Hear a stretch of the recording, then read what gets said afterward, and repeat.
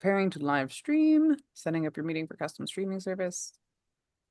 It might go the first time, but usually Oh, lovely. All right. Uh, Happy Friday, guys, and welcome back to day 2 of Mental Health Awareness Month. And in celebration, we're having biscuits with bosses. So if you are here with us, grab out your fancy little drink and have a sip. Oh, Called Biscuits with the Boss. right? Clearly inspired by Ted Lasso, because what isn't? Yes, this is the podcast where we get to know leaders in the film and television industry over a spot of tea.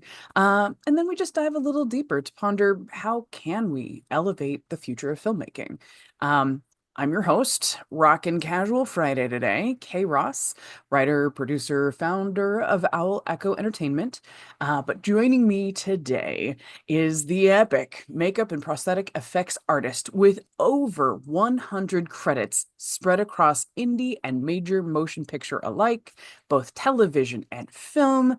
Just on a couple small things you've probably never heard of, like Walking Dead, Guardians of the Galaxy Volume 3, Scare Tactics, Stranger Things Season 4. Now she's also a specialty costumer, filmmaker, owner of Monster Makeup Effects Studio. Joining us today from Atlanta, Georgia, please welcome the lovely, the talented, the boss ass bitch, Midian Crosby. Ow. Thank you so much, Karen. So good to be here. Oh, girl, how you doing? You know what? Let's start with, what are you drinking? I am on some iced coffee today. I had my tea this morning, and to get me through the afternoon, I've got to have the punch of some coffee. So it's kind of warm. So doing the iced. Good call, good call. I feel like that's standard set protocol is like the after lunch hump. You gotta have that little coffee boost. Exactly. Yep. That's usually the only time I drink coffee. I'm not kind of a morning coffee person. I do enjoy my tea. So very Ooh. strong tea. I was gonna say, how do you take your tea? I usually use uh, the little tea balls and brew my own, so I can like make it really strong, about like 3 tea bags worth. And I put chai spices in it, so it's kind of a spiced black tea. That's authentic as shit, man. And And the way I make it, it's stronger than coffee. Believe me, I'm not jipping on my caffeine, but it's usually just once a day, unless I've got a long day. So, and I need some coffee in the afternoon, like today. Now I feel all sorts of Americanized. I'm like, do you still put like sugar and milk in it? Like, I do. I okay. do. I was Yeah. like, but it sounds really strong. I'm not sure I can handle it. Yeah. Um, Also, I'm thank you for bearing through my little giggle fest as you said T-ball. I was like, ooh. I don't know what else they're called. Mine's actually not shaped like a ball. It's like a little cage, but yeah, Yeah. tea cage, T-cage. which I don't know if that's much better. You know, again, thank you for just biting through moments like that where you're just like, I'm trying not to be dirty. I'm trying not to be dirty, but It's human nature, right? sometimes I think it's like film and television nature.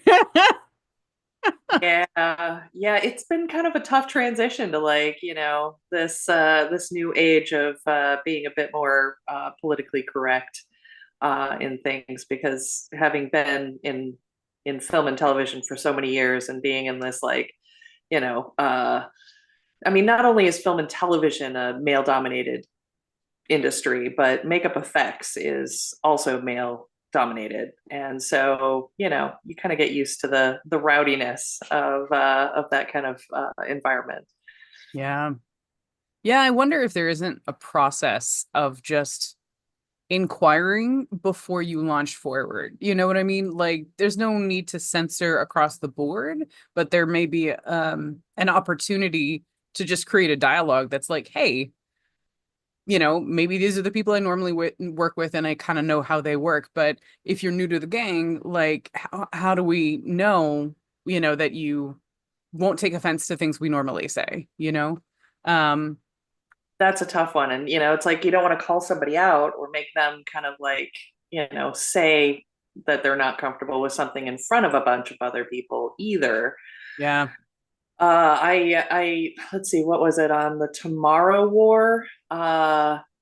I was talking to the department head in the aging and dying department, and we were talking about how we both really enjoyed stand up comedy, and I was like, let's put on some comedy, and she was like, nope, can't do it, and I was like, why?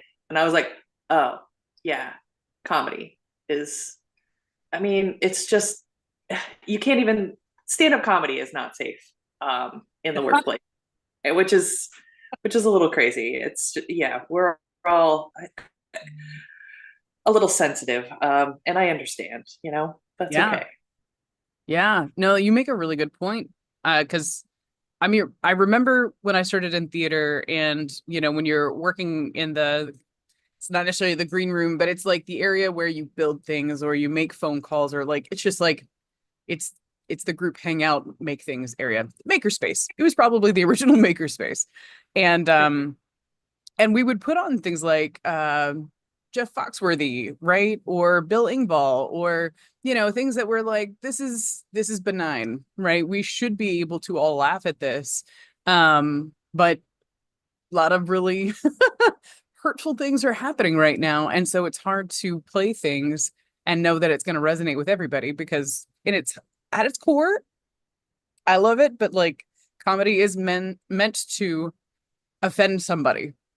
Right, yeah, I mean, look at South Park. They've made an industry of trying to offend literally everyone, and sometimes it is funny, and we all should be able to take a joke, but it's hard to joke these days. Right? I feel like I do I want to dive into my getting to know you questions, but um before we do that, because my friend, I've known you a long time. So I feel like any situation where they're like muting your lights, I already feel like I just want to jump in and like throttle them. So just to round out this one category, I just want to say like I'm sorry that people are like making it hard for you to just be you. And I think that's true for like everybody. Like it's unfortunate that you've hired creatives to like come in and do their work without also expressing themselves. That's hard for a creative, you know? Yeah, that's a good point. And yeah, I mean, it's hard to say, how much freedoms we are really allowed to express in our lives. So, but we try and have as much authenticity as we can, right? Indeed. Try and find our tribe. Find your tribe, right? And that's one of the reasons that so many people in the industry have tea breaks or, they go to coffee dates and they find their people. I feel it's appropriate that I got the mug today that says embrace the chaos. I was like, yep, that sounds about right. Because we're just gonna do a Wild West of live broadcast here. Okay, so I know tea and coffee. Do you have a favorite on-set snack as well? I made homemade muffins for the occasion. So this is a banana walnut craisin muffin, gluten-free, of course, because you know me. um, yeah, if you're not snacking with your coffee today, what would you normally have with your coffee? Oh, I'm a grazer, as far as and it kind of depends on the day, but usually a piece of chocolate will have to make its way into my pockets, and therefore my mouth at some point. But I try because there's so much food on set, and I love it. I'm particularly fond of like the hot snacks, so I try and hold out. But I like the fruit leather fruit leather of any kind is Hmm. kind of I try and stick to like more fruit and vegetable based things that are a little less processed. But occasionally a package of Oreos will make it into my pocket for usually the ride home or after I get home. Those road snacks that you gotta take with you. It's so funny because I feel like you, like a lot of other like veterans in the industry, tend to go for the healthier things. Like we're almost always going to have, some sort of sparkling seltzer on set, not just soda. We're always going to have, vegetables and fruit, not just packaged goods. But you need both because at some point, like you can't put a handful of carrots in your pocket, but you can put a bag of sun chips. This is true. Yeah, yeah. Sometimes things are better for later, and sneaking out of the bag at some point to hang on to. So, yeah, it's and as far as drinks go, I'd never heard of Spindrift before finding it on set once. So it is my new favorite sparkling water. Have you had a Spindrift? I don't think so. Oh, it's like the best of both worlds. Low calorie, no artificial sweeteners, but it has more flavor than like, LaCroix. Mm. So it actually has real juice in it. So you have, it's like 10, 20 calories, but you've got actual orange juice, actual lemon, lime, etc. So it's very nice. I love. All right. I do want to take an actually curious break because I do love questions that I don't come up with. And again, embracing the chaos. So the actually curious deck actually has different levels. I don't know if you can see that it's got pink and yellow, green and blue. And I just discovered after yesterday's flub that the blue is the most benign. So if you want fun questions, we can go blue. If you want something a little deeper, we can go green. How do you feel? Would you Well, like let's what? go green. Yeah. Oh, I love Green's one of my favorite colors. So let's risk it. it. I love that green is one of your favorite colors. I was about to ask the forbidden what house are you, but I'm kind of mad at JK, so I'm not gonna ask. Yeah, doesn't matter. All right, I've got 1 through 5. Which number would you like? Let's go two. Feel like this is the universal number. You're the third person in the row to ask for 2. Oh, All right. Oh, damn. It says gentrification is real. How has it affected you, or how have you played a part in it? mm. Mhm. Well, it definitely is real. And it's funny because I worked on this show called Fight Night, and phenomenal show. But I was listening to the podcast recently, and I don't know if it was that or something else, but like, yeah, I think it was that they were talking about how um, when there was more segregation, the Black community was actually stronger. When they desegregated the Black community, especially in Atlanta, they tore down like local banks and local community businesses, and Mm. kind of forced to disperse people. And we were just talking about how important community is, and for everyone. And the fact is, like, I don't even know my neighbors. I mean, I live in the country, so it's in Trump country, so it's a little nerve wracking on occasion. Sure. But it's quiet, which is nice. Um, but in Denver, I know I lived in kind of the up and coming kind of area where artists live, where it's like the rents were better, and it's like just starting to gentrify, and then like and then you get all your coffee shops, and then you get your like other elements, and it does put a lot of pressure on the people that were living there initially, and then prices go up and it pushes everybody out. Yep. So I'm not sure what the answer is to it, or what, what can make any of it better. I think ultimately it would be great if private equity wasn't buying everything up and screwing us all up. But so ultimately, I think uh, it's a class system, and we have to recognize that it's not really. Uh, I don't think it's less about. I think it's less about race. I mean, overall, I was just listening to like things about the 60s and the 50s and the 60s, and we have come a long way. But you know so many of us are find ways to separate each other, and ultimately I think the biggest separation is from the top to the bottom, and we should be pulling people up in all cases, in any way we can. Yeah. um, and eat the rich. Cheers to that. I mean, sincerely. Mm. Just to spin off of the last thing you said, I developed a series. I mean, we're still in the revision stage of the actual draft of the pilot, but because it was about the medieval period, and it is actually a kid's show, but it's reflecting on one particular truth, which is at that time, diversity was actually at a peak. And it was at a lull between the Crusades, and trade was up and education was up. Like, there are things that we assume and take for granted, including, how people had to kind of coexist even back then. Um, and I was saying this because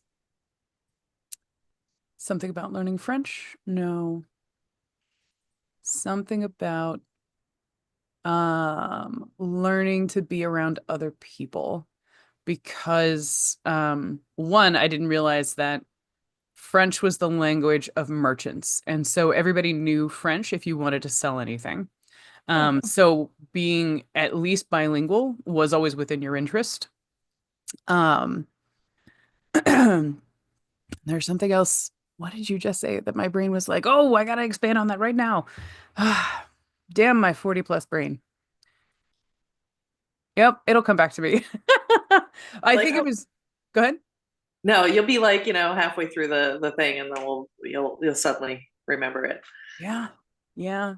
Damn, my 40 plus brain. Um, but no, I think part of the reason it even came up is because the idea of cohabitating, of coexisting, has to be centered around the idea of give people the benefit of the doubt. And part of the reason you give people the benefit of the doubt is because if you um approach every interaction with the sense of distance, people respond to the distance. They're not looking to try and close the gap because you aren't, right? And so, like, that receptivity is really important to closing the gap. And I think at the core of gentrification, there's no interest in closing the gap. It's only about eradication. Mm. Um, I think the other thing I was thinking was, it's amazing how things start to slip as the moment you're like, oh, I think I got it. Um, there, when I first moved to LA, I was like, this is wild. I will be on one block and things are super pretty and like pristine. And right next to it are a whole bunch of shops that are shabby. Oh, I know what it is. Why is it that the price of housing only ever goes up? Uh, well, uh, I've heard, I've been, I might have seen a TikTok or two about that. It's by design. They keep and the reason that we don't have enough housing for everybody is not that we can't build it. It's that the current people that own houses never want them to go down in price, or lose value. It's designed that way, in order to keep rising, you know, for for those that have to keep the have-nots in their place. Because, and I love that the have and have nots, because I feel like part of what I learned in the European system of business owning is that because part of what you're building isn't just a business for a profit to sell it eventually, it's actually something that could stay in the family for generations. And so the aspect of longevity is more important than how quickly can I turn a dollar. And when you look at it that way, yeah, growth may not be as quick, but it lasts longer. And so you're not doing it at your business is lasting longer, but not at the expense of the person who's paying for it, right? Your lessees. And I just thought, wow, what a concept that we could have a mutually beneficial system, not just, a system that's built on making one person richer and the other person poorer. Like someone has to lose in order for somebody else to win. Isn't there a version where everybody can win? There is. It's called matriarchy. Yes. Patriarchy is kind of an us versus them mentality, and when you get matriarchs into the picture, it levels out much more equally. So hopefully we will see that, possibly not in our lifetime, but eventually in our society if we can make it. Everyone.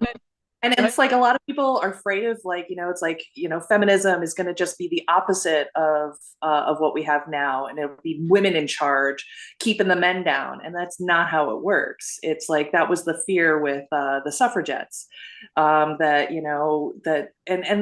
where it stems from. It's like they're afraid to give the women freedom because they're afraid that the women are going to treat the men the way the men have been treating the women. But that's not actually how it happens. What we've seen is that when women are in control, that they treat everybody better. Across the board, managements, politicians, CEOs, across the board. I have a theory about that, ones and zeros and all, but I think that's also why it's easy to overlook the effectiveness of feminine approach. I'm not even say women because everybody can have the approach. The feminine approach is a zero, right? It's circular and it takes longer to spiral upward, but it's more inclusive, right? It's more collaborative. It's more thorough so that by the time you get to the top, you have a stable base. If you shoot to the top straight like a one, you can get there faster. It's more direct. You're also more likely to fall right back down because you have no stability. And again, there's a time and a place for both. However, the Western system is really based on that masculine mentality, which is what is the direct path? Cut out all of the extra, cut out all of the extra because I can just get there a faster way. And when you do that independently, right? One, you cut out a lot of what sustains that success over time, much like the European system. Anyway, that was a very short version of the theory, but that being said, I absolutely agree. Cheers to matriarchy. But I also think this is every generation has its own fight, and part of the fight right now is almost like I don't know why I'm thinking in terms of Star Trek: The Next Generation, but like we have the ability right now to imagine the framework for the future. And based on that imagination, people can start to build on that imagination. Now, it's easy to take the technology from that imagination and run with it. It's harder to take the infrastructure of like the sociology, right? The psychology, the philosophy of those things and implement them. But that's where we are right now is we got the tech, we're good. Now we need to start implementing the social aspects. And that one's going to take a little more. Yeah, a bit more. Yeah. All right. Hold on. I'm gonna move on to the next question because I wanna hear your victory round, but I can't do it until I get my questions. All right. One more because this will be my question and then you can respond to me. 1 through 5, my friend. Let's go 3. Yeah, switching it up. All right, still in the green. Who writes history? What influence does a historian have on society and the future? Well, the victor, for one, but not just the victor, but the person who can afford the printing press. Yep. And if I may say, I think it's also whoever preserves that which is printed.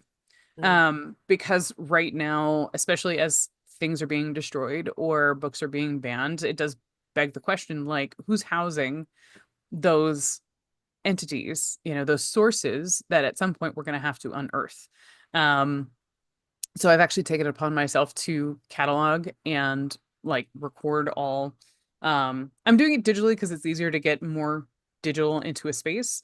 But I'm basically creating a library because at some point someone's going to inherit something from me. And if they inherit something from me with instructions, then it can include, hey, these are verifiable sources. It's important that these sources stay in, the world. Please protect them, right? The same way you would protect priceless jewelry or art, protect this too. Um, anyway, so that's, in my opinion, that's who writes history, is the person who wins, the person who can afford the printing press, but also the person who saves the resources. What influence does a historian have on society and the future?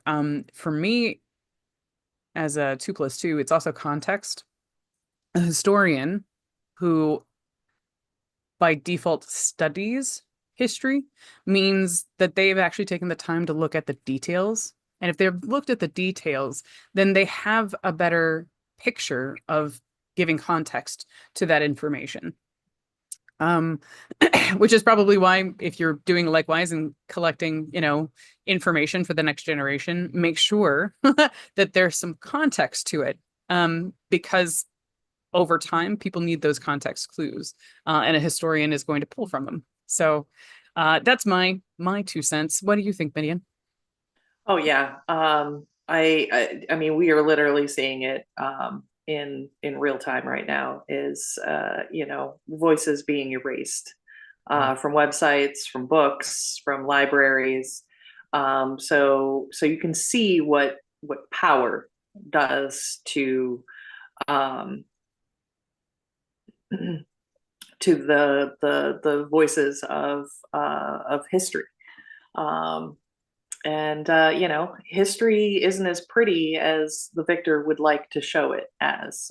There are lots of voices that have been erased, and the more you find out about even um, inventions and major discoveries, it's possible that Shakespeare didn't even write all of Shakespeare's stuff. That there was a woman behind that, and he took her work and did it. I don't know if that's true, but it's something I've heard, and it's something I've heard in a lot of whether it's science, whether it's art, whether it's writing. It's like there's so many things that we think we know that are probably not true. And it's, I think we have to take everything with grain Yeah. because with literally everything that we learn, there's another side, there's another voice that has been erased. Mm, mm, mm, mm. And I think that's interesting that we are even gifted the opportunity to talk about that because, both of us dwell mostly in the narrative space. And so, while the narrative space is very good at evoking emotion, it doesn't necessarily give people a direction like a documentary would, or even like journalism does. Um, that call to action does not happen with narrative because we just want to make sure that it resonates with you, right? It gets you thinking, it gets you feeling. Um, but I do think that part of what we have the opportunity to do right now, to your point, is um, how can we participate in a story that is not of our own making, but we can still contribute to.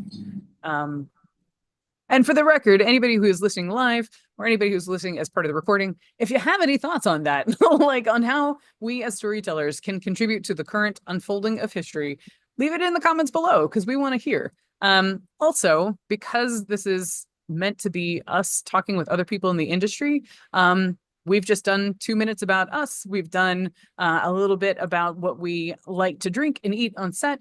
Let us know about yourself down in the comments below. We want to hear from you, what it is you do, what it is you like to drink, and of course, what are your feelings on the matriarchy taking over? I love this program. I really do. I also want to give a quick shout out to Actually Curious, which is this fantastic little company that makes these card decks. They have all different sorts, and the purpose of these cards is really just to start authentic conversations and getting to know the people in your group. I love doing it one-on-one with coffee dates. You can also take it into work on any of your work breaks. And of course, anybody that you think you already know, you can challenge that immediately. So be sure to check them out. We'll have an affiliate link down below and see what else they have got going on, because as I recall, they also just came out with a journal. So if you want those prompts for yourself, kind of fun.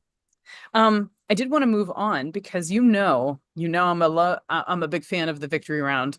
And because it summons something inside of you to actually celebrate an effort you've made. So, Midian, tell me, what's something from this past week that you're actually really proud of doing? So I, living by myself with my dog out in the middle of the country, I tend to spend a fair amount of my non-work time, even when I'm like, working on the computer or whatever, but like by myself. And so I try to get out and do as many networking events as I can. And over the last week, starting last weekend, actually last Thursday, but I started on Friday. It's been the Atlanta Film Festival. So it's like a 2 week festival thing. My company picked up a badge on their Seed and Spark event last year, so I was able to score those tickets for a really good price. Got myself a badge. Told myself I was going to go as much as possible. And my first day, I felt really uncomfortable. The first like Friday night party, I'm standing there like a lump on a log because I'm like overwhelmed by like the sounds and the people, and it's hard to get like into a group to try and like talk to folks. And I only knew like some people, but I kept going back and I kept doing the networking events and the cocktail things. And I talked to some people that were very interesting and not at all helpful. But then I also talked to some really great people that were super helpful. And I went to some panels, and now, now people are recognizing my face. They're looking up the company. And yesterday I had a great time. So like it took a few days to kind of get comfortable again to talk to people naturally. Networking events are generally kind of like awful, but it's how we build our community. And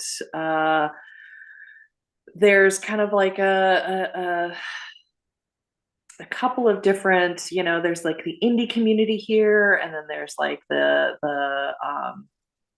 union community here. There's the makeup and hair people. Then there's like, the filmmakers, and it's all these kind of like different disparate groups. And I like to be a part of all of them, honestly. And I'm really trying to also get to pass on a lot of my do more education, specifically geared towards minorities and women, so that we can see more of what they and we can bring to this white male dominated field where we know what the dudes can do. It's like, yeah, gore, really cool shit, like all this like heavy duty, I guess kind of like rock and roll, heavy metal, like yeah, kind of like vibe that we get with special effects from who has been doing it for the longest time. But when I see something that, like some of the Japanese artists that are doing some really great things. If I see products done by the queer community, I find it has a different flavor. When women do makeup effects, sometimes it has like an absolutely unearthly gorgeous quality to it, and it's Oh no, there's effects. Oh, did it stop for a minute? yeah, there's a small hiccup. Keep going. Oh. But like this is by increasing, and this is the whole thing with DEI. It like wraps right in. It does affect who we are and what we see, and the variety and the flavor of everything that we experience. It's the beauty of the melting pot is that we get these experiences, we get these looks, we get these different qualities to the art that that keeps it from becoming stagnant, and always interested in to see what the next other brings. I don't think makeup effects is dead. I don't think it's going to be, going away completely with, CGI or AI. I think there's a quality to, the practical touch that that is important. And so that's kind of wrapped up into kind of like beyond just the last week, but kind of like this year is kind of a focus that I've tried to get into more heavily. Yeah, man. Ah, cheers to that. Not just because networking sucks, but also because you can see how it weaves into the fabric of everything else we have to do. So cheers to your successful networking. Mm. And honestly, it's like, me, because I literally have like reflection on what it means that you're building. And I'm like, you naturally rolled right into it. So look at you. Honestly, I also just love the proof is in the exposure, right? Sinners is like historical at this point. And it's not the first time that Ryan Coogler's made something that's historical. And at the heart of it is diversity, right? And not just like because of the color of their skin on screen. Like they're pushing the envelope on filmmaking, on storytelling, you know? Yeah, And I think absolutely. when you put two and two together, part of originality comes from uh, getting curious. You know what I mean? And really looking at somebody else and going, "Hey, what's in your head? What's in your heart? If you were at the helm, what kind of story would you want to tell?" Um, it's amazing the thing that you can find out at the other end of that conversation when you start asking other people. Yeah, And I think the catch 22 that we're trying to break out of is that we know from a production standpoint that we tend to ask our friends first, right? The process of hiring is so tedious and quite frankly a crapshoot because people can falsify not just information, but like they can talk a good game. Interviewing is a terrible way to determine whether or not someone is good for a job. Sorry, yes, guys, just letting you know. Um, so what ends up happening in filmmaking all too often is we'll hire one position, like say the head of a department, based on, you know, if we've worked with them before, if they have good credits, and if both they're golden, right? And then we ask, who have you worked with before, right? Who do you want to work with again? And so the opportunity gap is quite narrow. Look at it from the other side now, right? And you do that as a matter of one, time saver, but two, because that testimonial, right? Someone speaking up for you and accounting for, your ability to deliver is so much greater than your resume or your portfolio probably says more, but not your resume. Your portfolio is like, oh, they did this, this, and this. rock on. Let's do it. Resume is just harder, which is probably why for a writer or a director, it's like you have to actually have done something. Like, again, the catch-22 we're trying to peel out of. So my yes and to that is if you're interested in hopping the track, let's say you're doing something in production and you really want to be a director or you want to be a producer, you want to be someone in that above the line section, start doing it. Do it anyway. Don't ask for permission, right? Until someone sees what you're capable of and goes, "Oh, I want to be part of your winning team." Yeah. You know? Yeah, this whole industry and the world really is so full of gatekeeping, and it can be a daunting task to come up against those gates over and over and over again. And I think this is why you have to actively, we have, like you said, we hire who we know, but we also generally know people that are within our same economic and racial profile. And so that's one of the things that we have to be like actively conscious about is like one of the things I did, I ran a removal team for Wakanda Forever. And it's because it was, they were shooting like 24/7. And so there was like super long days. The people that put on the makeup could not stay and they had to be cut. And so I was head of a removal team.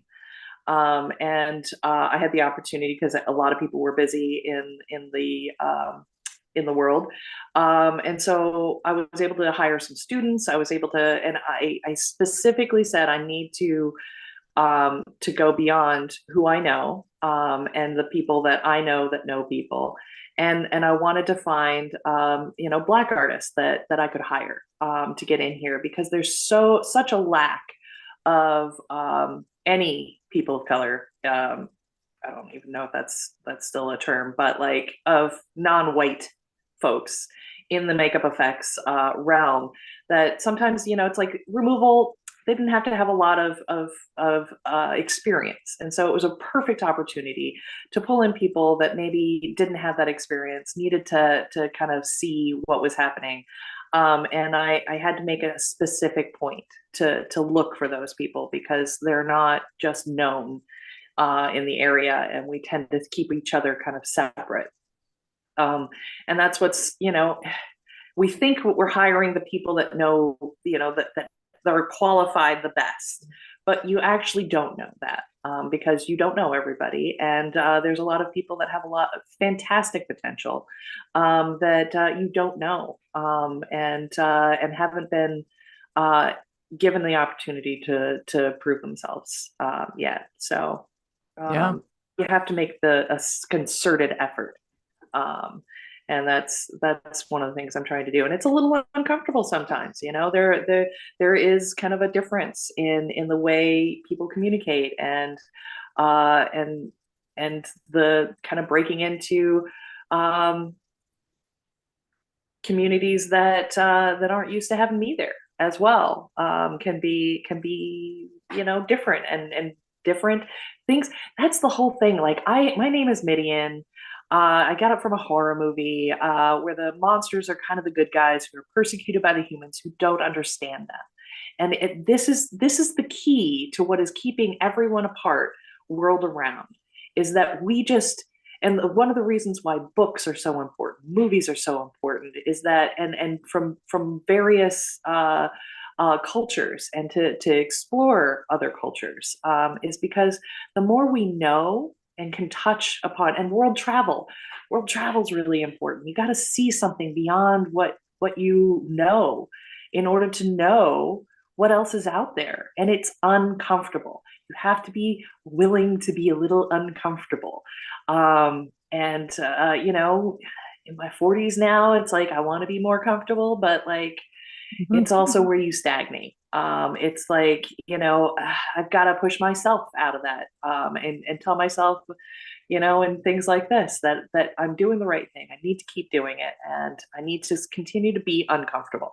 in order to be an artist, in order to be somebody that makes even the smallest amount of difference in the world.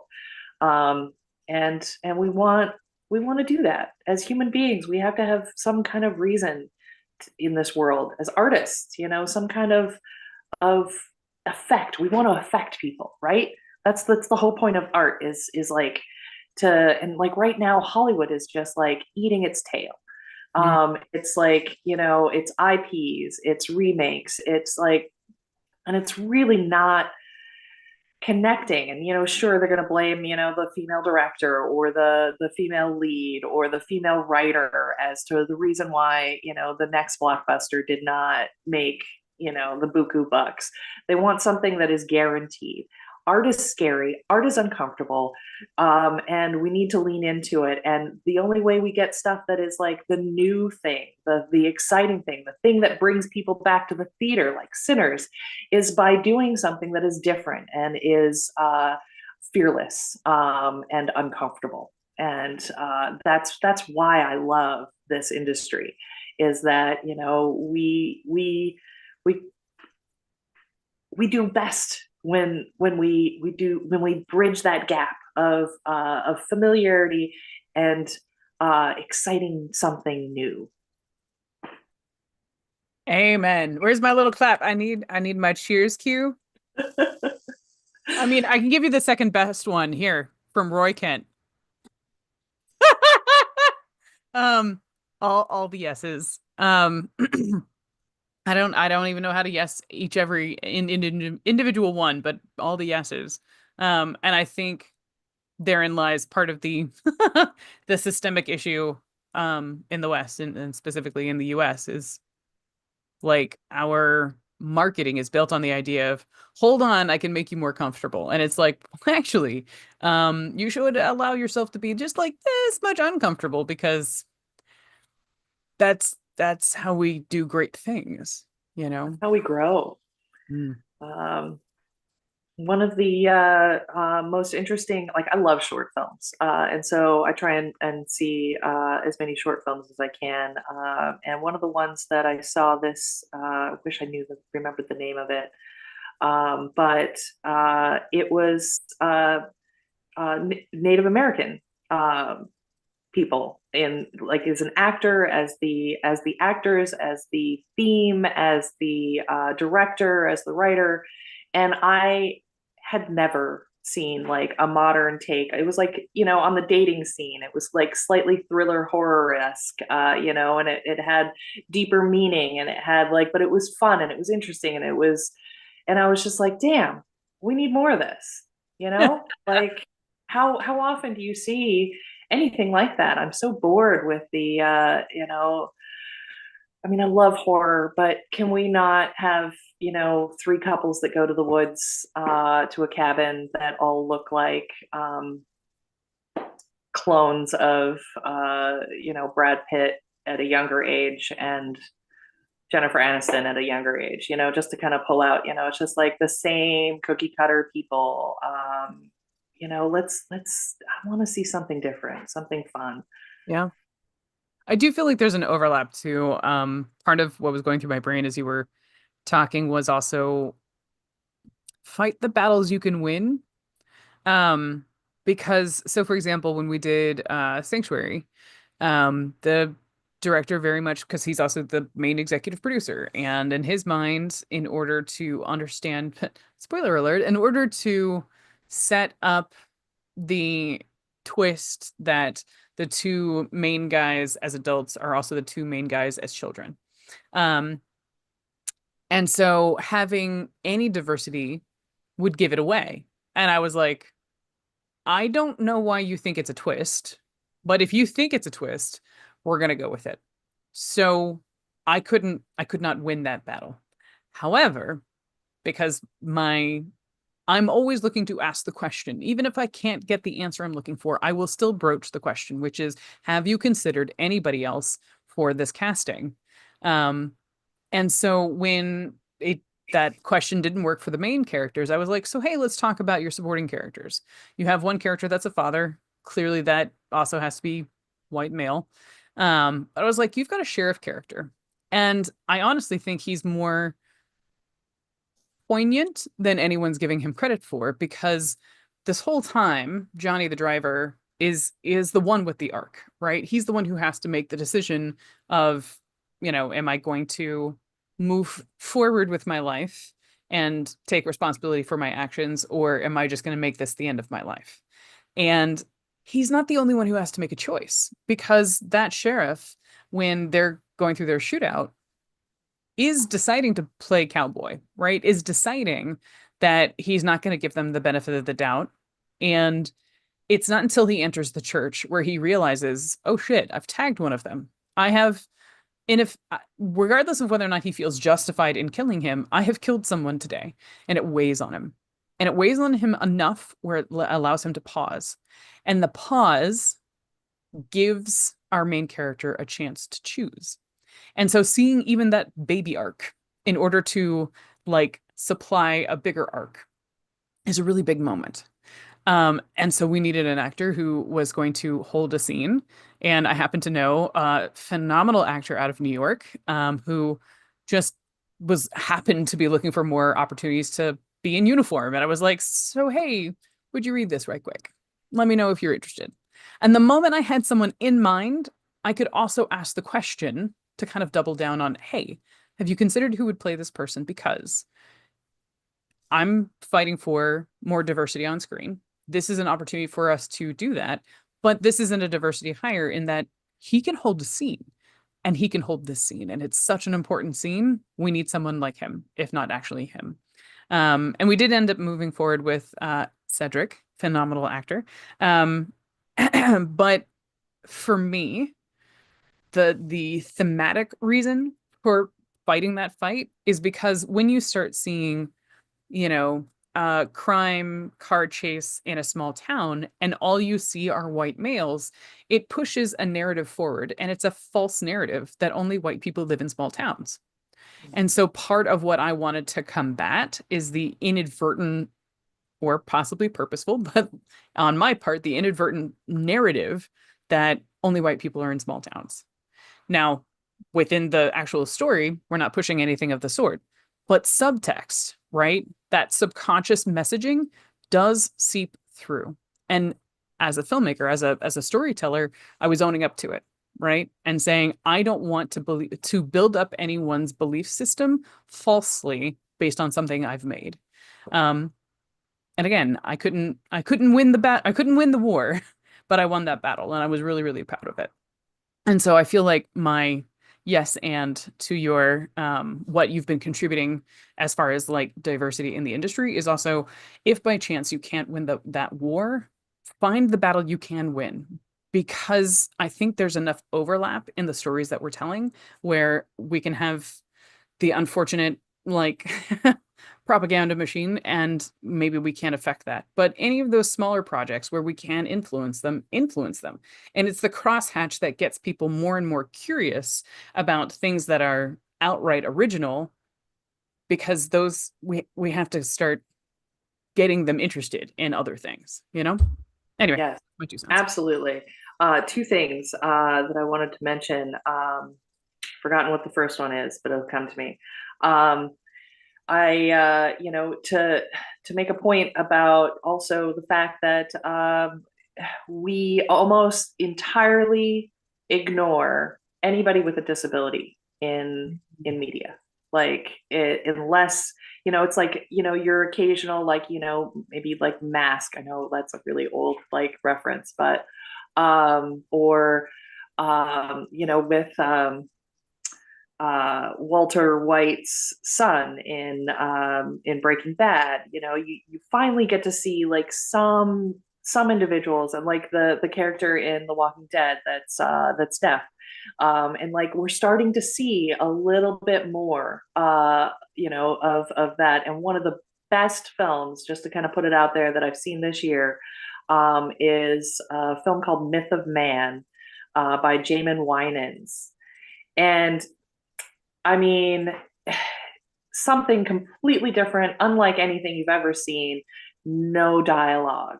This entire film is exciting. It's interesting. It's poignant and beautiful and unique, all with yay, and all without anybody, they do talk, but you don't hear it because the main character is deaf. And so like you're kind of seeing it through her perspective. And the main kid in it is he's disabled as well. And it's like, and I got to meet him at the show, and it's just like, what a beautiful thing. What a great choice. And how interesting was it to watch these characters on screen being human in a way that we don't often see on screen. Oh yeah. And kudos to the filmmakers out there making it happen with not enough money, not enough time, um, and telling their stories because it's important. Yeah, man. Just because I feel sure that the camera only switches between us because we still haven't figured out Zoom. For those of you who have not checked out Myth of Man by Jamin Williams, right? Winans, sorry. uh, Definitely check it out. It's already done its theater run, but we will definitely leave the link to their website down below. I highly recommend catching their DVD or Blu-ray. Yes, that's the name of the game when you're talking indie film. They almost always have to make their money back with hard copies because streaming does not pay nearly as much. But I tell you what, this group and this filmmaker in particular, he and his partner, as I walk away from the microphone, he and his partner did Ink. They did The Frame, and this is the same system that allowed them to make this this third film in the series. Well, it's not like this third film of theirs. It's not like a trilogy, but that they host a website, and as part of that website, they have merch, they have DVDs, they have Blu-rays. So it's a phenomenal way to show your support for independent film. And I would say go for all three. If you're just now learning about the filmmaker, start with Myth of Man if you want, but grab Ink, grab The Frame. It's a great, little film school of what you can do with bare bones budget and just a lot of tenacity. Yeah, and I got to, I didn't get to work on Myth of Man, but I did. I was the hair, makeup, and costume designer for The Frame, and I got to work just a little bit in the art department on Ink. And I think they're all just brilliant. And I do remember Jamin on Ink, because it's bare bones. Like he does so much stuff with After Effects or whatever program he's using. But and just hearing him go, trust me, guys, it's gonna be cool. And it was, and it is. Oh, I love that so much. And I feel like that's exactly what a director should tell you, right? That's great. Yeah, having a director that has confidence in where they're going and what they're doing is wonderful. And it doesn't always happen. Doesn't always happen.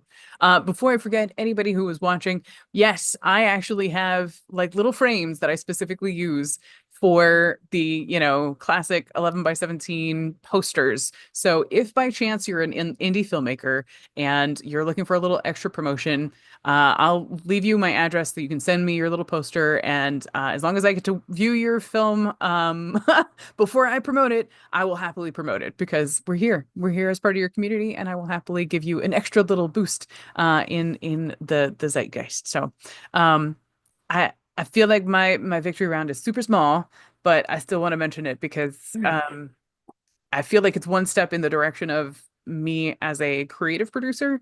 I've been doing a lot of coaching of late, coaching and like consultations. And I had a client earlier this week. Usually when left to my own devices, if I do not have an agenda, we can just keep talking, right? I love interacting with people and meeting new people. And if I don't have guardrails, I will just keep going. So I knew as part of this consultation hour, I had to stay on task. So I actually made myself like a cover sheet, and that cover sheet like had other things included with it underneath, right? So it's like a table of contents and then like, kind of things to keep you on track throughout. But thank God for that agenda, because what could have easily been a 3-hour conversation was only like an hour and 15, hour and a half. And it was a really great session. I got paid. I love getting paid. They even signed up for the workshop afterwards. But but I think the victory I'm really trying to claim here is in order for me to be successful at what I'm doing right now with story math, because the purpose of story math is really to help people utilize a system I've started using for myself, where you go from concept to treatment or concept to outline. And when I figured it out, story math was just the easiest way to conceptualize it. But if I don't have something that has an easy deliverable, it can make people feel like they didn't get what they paid for, right?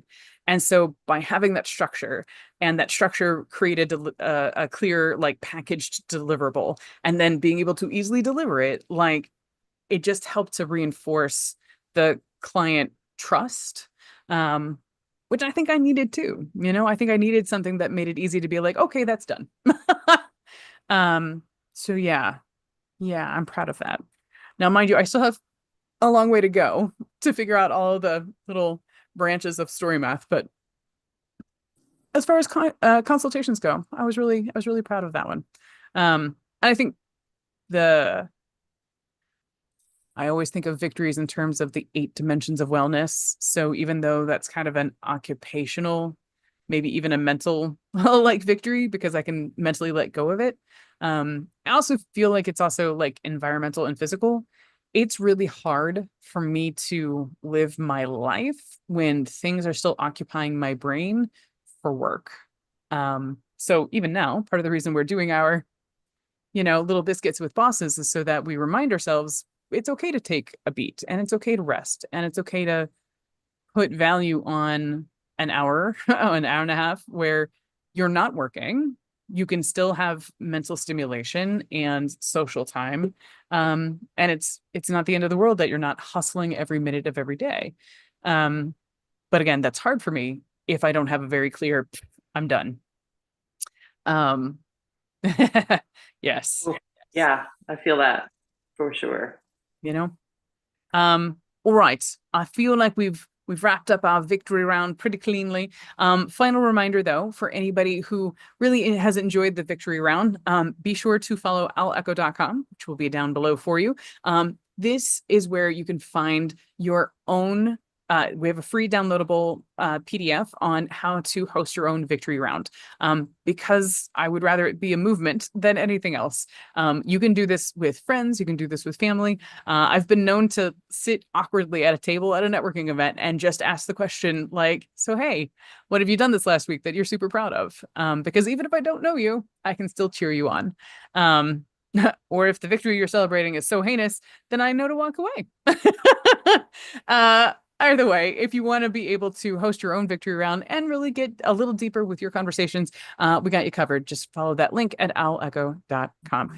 All right, the final bit. And I feel like we're already kind of cresting into it, but like I always like to dive deep with my filmmaker guests, including but not limited to, let's talk the future of filmmaking. And now I feel like the first question you've already kind of touched on, but the question is, what have you done to help others level up in their filmmaking journey?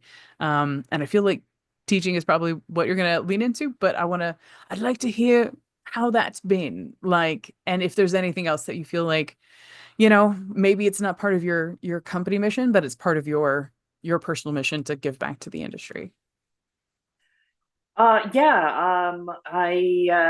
specifically want to help filmmakers too, independent filmmakers, understand the process of makeup and makeup effects and special effects, and what it costs and how long it takes. I was talking to a filmmaker yesterday, and he was like, "Hey, I'd really like to, have this umbrella go into this person's eye and then like stay there." And I was like, "Okay, well, this is not something we can just do on the day for no money, because if you want the umbrella to stay in the eye, that's a rig to keep it from moving." And like, having people kind of understand what it takes to do an effect, and how they can re-storyboard or rethink about like how they want to see it in order to fit with their budget, because everybody says, like how much is it going to cost, and like that is tricky fucking question,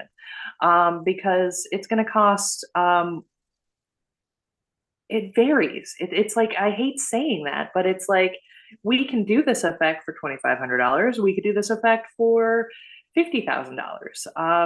It's like there's so many different materials, there's so many different things. So it's like, trying to get people to think a little bit more creatively about how to shoot their film, to work within their budget, to be creative, and still be able to utilize artisans out there, that can help create this stuff for them, and they don't have to only go to whatever next computer program will kind of get them what they want, and be able to be able to shoot it on set so that your actors can really feel it, so it can feel real. Nothing feels real like practical effects, like doing it on set. So, no shade to visual effects. It's there for a reason. It's great. There are so many things that we cannot do practically that visual effects can pull further.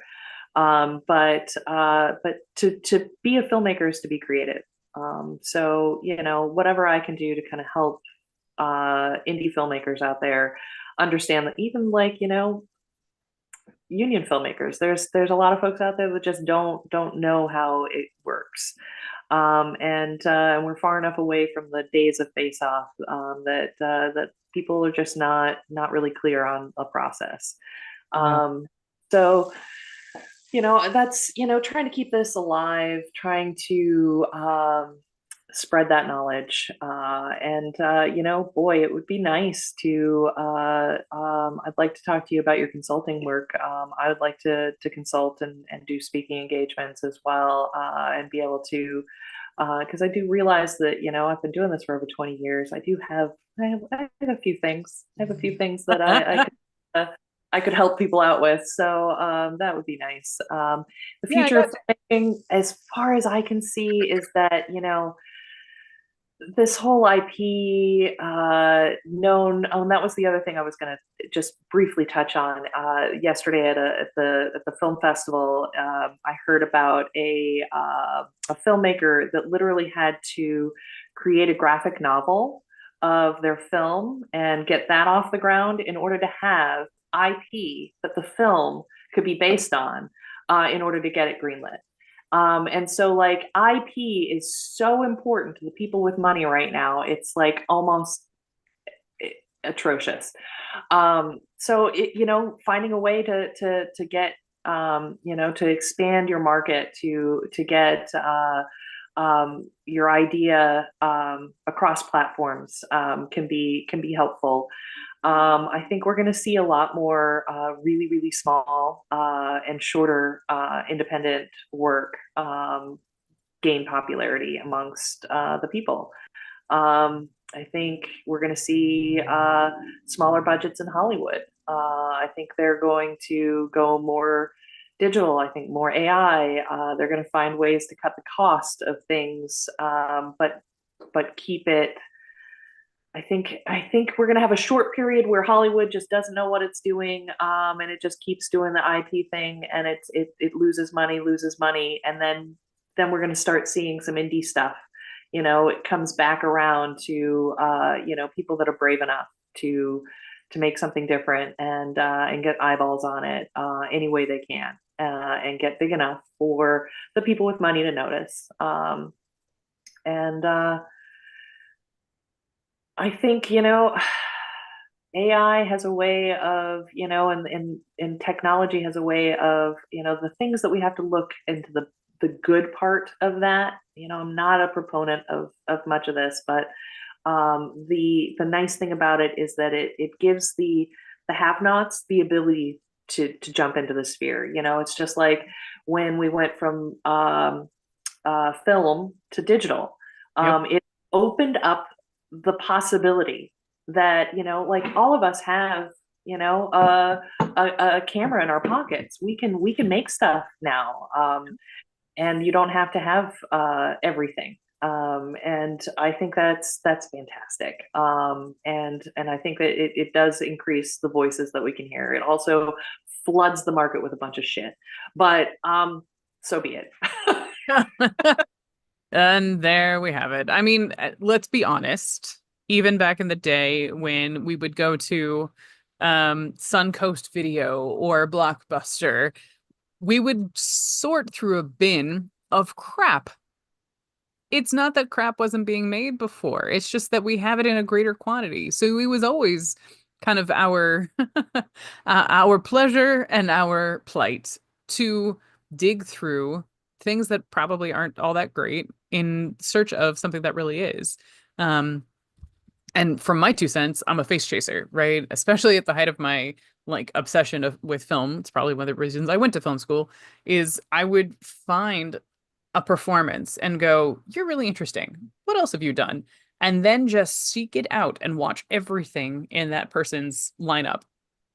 I remember one particular time I was doing Joseph Gordon-Levitt, and partly because he made a move, right? I could see what he was doing with Third Rock from the Sun. I could see where he was trying to depart from that and what was he taking as part of that. And I had actually forgotten, I had remembered very clearly Mysterious Skin because that is a mind trip.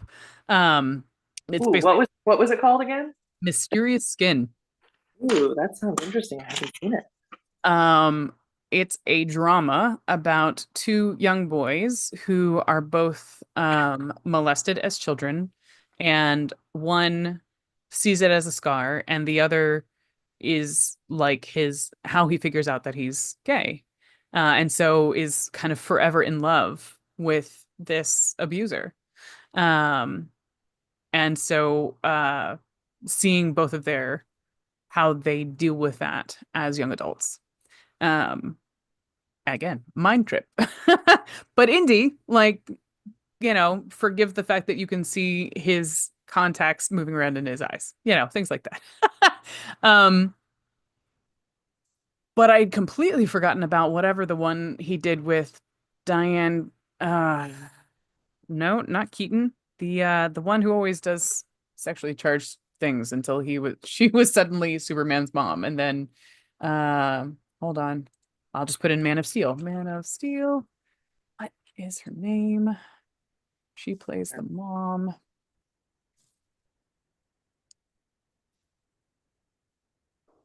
Yeah, we know Kevin Costner. Who's the mom? Oh, come on. So many cast members. Where's the mom? Oh, Diane Lane. Duh. Of course. Hmm. So it's Joseph Gordon-Levitt, Diane Lane, and this was when what's his name was having a comeback. Uh-huh. He was in Iron Man 2 as the Russian. Mm-hmm. Yeah. Yep. You I know know who what I'm you're talking about, but Mickey Rourke. And Mickey Rourke, still scarred and whatever, so he was kind of perfect as this criminal, whatever. Completely forgot about that. My point here being sometimes in the search for something really interesting or really great, we're going to have toss away creations. Sometimes you got to make something bad before you can make something good. That's just the nature of it. Um, so I also I feel you that there's going to be a kind of a second flooding of the industry. But I also wonder if there's not a way um to continue to let community guide, because I think part of the IP equation right now is who are you collecting as a fan long enough that they could be carried over from, book to screen, or long enough to go from screen to merch. Because if they don't like it enough, you haven't done your job. Um, ooh, that's rough these days, though. Like, it is the fans attention are span alone. consuming so much quantity of everything right now. But I love that your reach back, right, is not just towards the next generation of artists to, learn costumes, learn prosthetics, but it's also to filmmakers so that they can continue to kind of advocate for your role. That's a really important part. Because if filmmakers don't know what you do or don't know the value of what you do, they can't hire you or your predecessor or your not predecessors, Proteges? Proteges? proteges. That's the one. Parlay. Yes, proteges. Thank you. Sometimes the collective brain is what you need in order to get it through. Um, no, I think that's gosh, what a really great point to end on, if for nothing else, to be like, there are other ways to give back that is mutually beneficial. And I'm all about that mutually beneficial. Um, all right, now I got to cook on this because I'm like, I bet there are ways that I can give back that also kind of help what I'm trying to do. So, hmm. Um, I feel like I've taken up so much of your time, so I definitely want to just give you like a moment to is there, if knowing that there are potential artists or potential filmmakers in the audience, are there any like last thoughts you would want them to know? Parting advice. Uh, Parting advice is kind of something that I've been reminded of this week, and particularly yesterday, is when you reach out to connect with people, don't just push who you are. Ask for advice. Look for a connection, because that's going to be more valuable to you in the long run. Is that connection that might take, a year or two before that person remembers who you are, hires you, or does any of those kind of things. But that person might be the one, 2 years from now, that gets you that big gig. And so step back, try not to be a little, try not to be too eager to force others to benefit you right away. Look for the benefit in their advice, beyond what monetary things that they can give you. And be respectful, and look to connect, because community is going to save you. Mm, all the yeses. Wait. A This is a final lesson chance I for need that. too. So, it's like the constant thing. Amen to that. I mean, and cheers to that, if for nothing else, because I think part of what happens is when you know a thing and you're promoting a thing, you forget that sometimes the only way to keep moving forward is to take a step back and still learn, right? And still, to your point, ask questions and learn from other people, and give people a chance to show their value as well. Yeah. Absolutely. Mm, girl, cheers. That's some good stuff right there. Good conversations. And, yeah, I know we got a little political and all that. And I just want to say that I see the value in everyone in this planet. And that we should all be looking at the goodness in each other, and try not to look for ways to separate each other. Even the rich have their place in supporting a lot of the filmmakers that we see. And so they have a value as well. There's nothing wrong with wanting to do well, and to be successful. We just have to remember that we're all on this planet together, and we should be helping each other out. Yeah, man. I mean, I couldn't have put it better myself.